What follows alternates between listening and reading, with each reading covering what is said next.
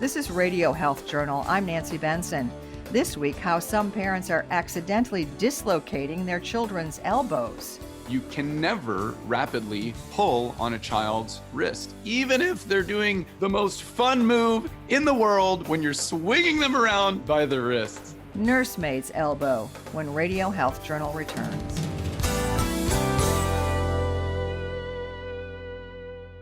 I'm Reed Pence, the producer and host of Radio Health Journal. If you like listening to Radio Health Journal, you'll also like our sister show, Viewpoints, which covers a wide array of topics, from education to history to the environment.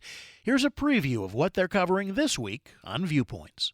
From how you sleep, where you sleep, the background noise, the physiology of how the circadian system normally works on Earth, all of these are impacted. The conundrum of getting good sleep in space. Then, people were able to educate themselves. They were able to get the expertise they needed to make the case that it was in the long-term interests of El Salvador to kick out the mining companies and save their rivers. The environmental heroes of El Salvador. I'm Marty Peterson. And I'm Gary Price. These stories in depth this week on your public affairs magazine, Viewpoints. Listen to Radio Health Journal and Viewpoints on your favorite radio station. And subscribe and listen anytime on Apple Podcasts, Google Play, and Spotify. Also, follow us on Instagram and Twitter at Radio Health Journal. Almost every parent has playfully swung their kids around by the arms, and a lot of us have childhood memories of swinging each other at playtime.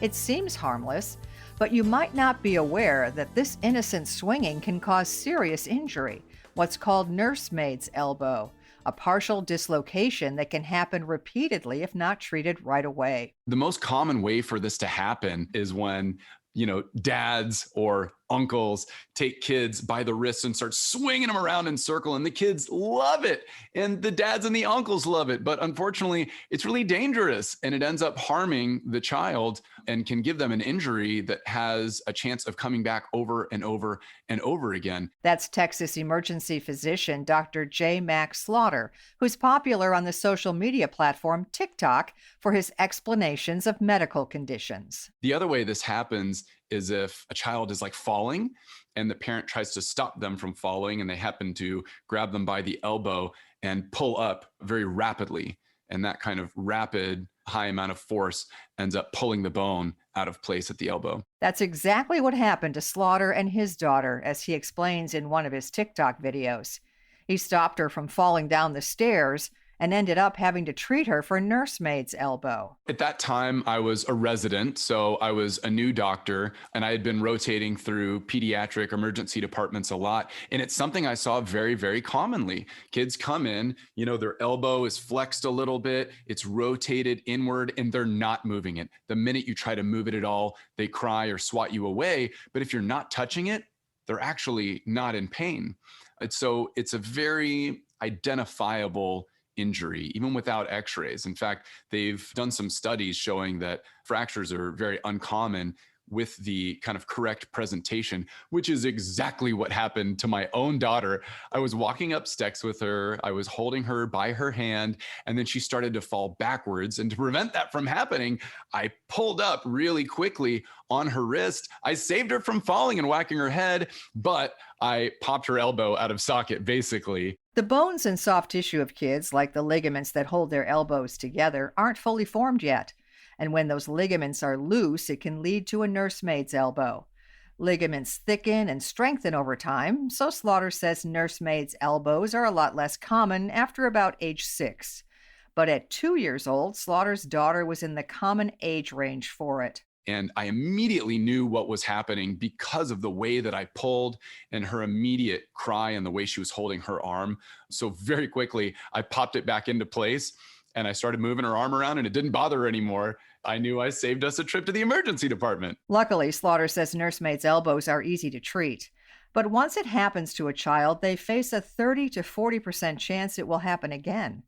That risk increases even further for kids with certain conditions like Ehlers-Danlos syndrome, a connective tissue disease. And so kids with EDS end up being at much higher risk of this. And this may be their first presentation to a medical provider to kind of clue them in. Wait a minute, why is this child having this happen to them 7 times a year when, the actual incidence of this should be 20,000 children in the entire US every year? Unfortunately, most of the time, it's simply the case that accidents happen, sometimes repeatedly. For example, Dr. Erin Mizell, an orthopedic surgeon at Children's Hospital Los Angeles.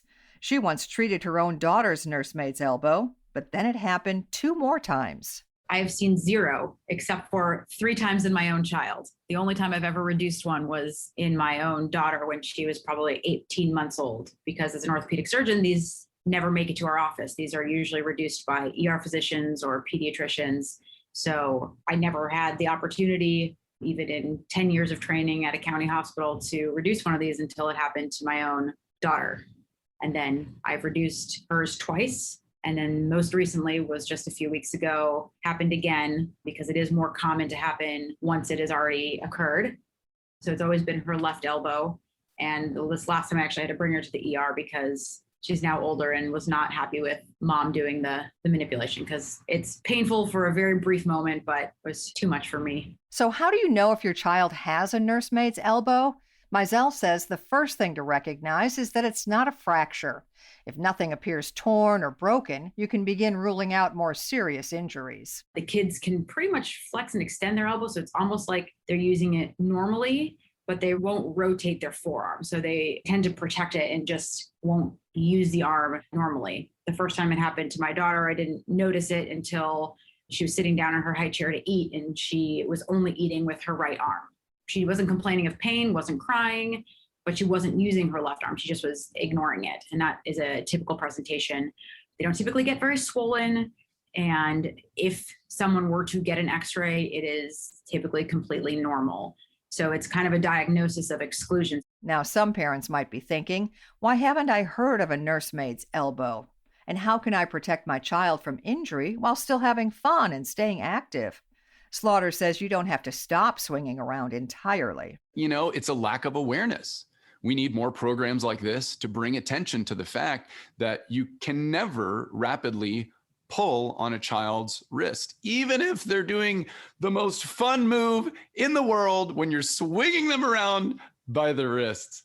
That doesn't mean that you can't still have fun and do things that are like verging on being dangerous with your kids. I mean, I think that there's a certain benefit to wrestling around and playing with your kids in that way, but there are certain things that should be avoided, and rapidly pulling at that wrist should definitely be avoided. So I think the issue here is just lack of awareness and education, which is why my video got shared so many times. It got somewhere over 1.3 million views. It got shared thousands of times, thousands of comments, and people being like, this happened to me. My uncle did this. My dad did this to me. Everybody's commenting on their personal experience with it. And the good news is that only a certain number of people were like, and I still have problems with my elbow to this day. Most people said, yeah, after a certain age, it never happened again. And that was the end of that. Rowdiness is a normal part of childhood, but if your kid needs an elbow popped back into place, don't try this at home, unless you're a doctor, like one of today's guests. To hear more from Slaughter, you can find him on TikTok at Dr. J. Max Slaughter _MD. You can find out more about all our guests through links on our website, radiohealthjournal.org. Our writer this week is Scarlett O'Hara. Our studio producer is Jason Dickey. I'm Nancy Benson.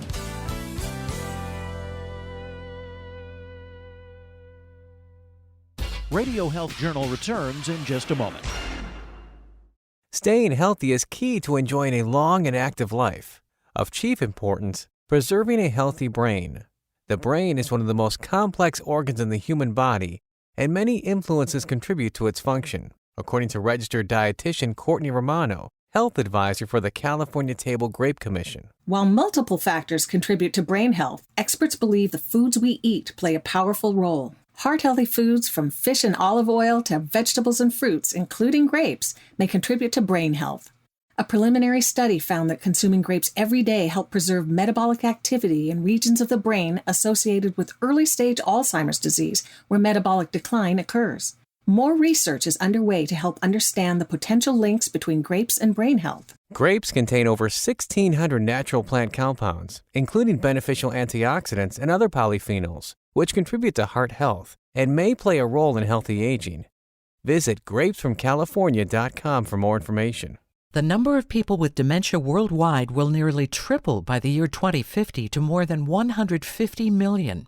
The new data presented at the Alzheimer's Association International Conference 2021 shows fastest dementia growth in Africa and the Middle East. Dr. Maria Carrillo is Chief Science Officer at the Alzheimer's Association. Positive trends in education levels are helping to dampen the increase in dementia, but total numbers are still going up because of the aging of the population, as well as the influence of more obesity, diabetes, and sedentary lifestyles that are all risk factors for dementia. Another study reported at the conference finds wide differences in the Alzheimer's mortality burden in the United States. In the rural South, the Alzheimer's death rate is 3 times higher than the Mid-Atlantic region.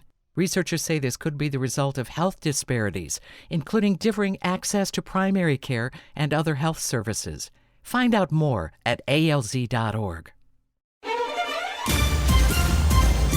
And that's Radio Health Journal for this week. Radio Health Journal is a production of MediaTrax Communications. Follow us on Twitter, Facebook, and Instagram to learn more. And check Apple Podcasts, Google Play, and Spotify for a library of past programs.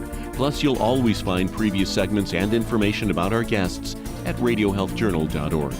Join us again next week for another edition of Radio Health Journal.